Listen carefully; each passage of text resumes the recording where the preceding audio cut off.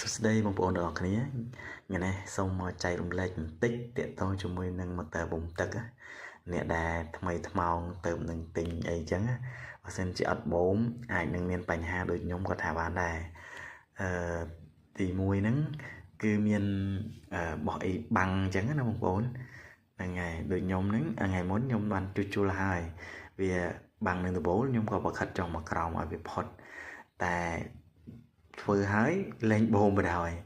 ដល់ពេលខ្ញុំតាក់ទងទៅខាងសូឡាហ្នឹងគេថាមើលទៅ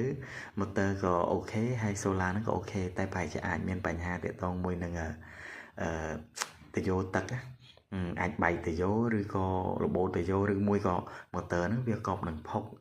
ដល់ពេលអញ្ចឹងតើយើងហ្នឹងទាញវាមកមើលដល់ពេលខ្ញុំទាញមកមើលមកមែនបងប្អូនវារបូតតយោហ្នឹងវារបូតចេញពីម៉ូទ័រដោយសារយើងចងវាអត់ជាប់ចឹងហើយនេះក៏ជាបទពិសោធន៍មួយដែរសម្រាប់ចែករំលែកដល់បងប្អូនថ្មីថ្មោងអីអាចមានបញ្ហាហើយជាអាចដូចខ្ញុំដែរហើយការដែលតម៉ូទ័រហ្នឹង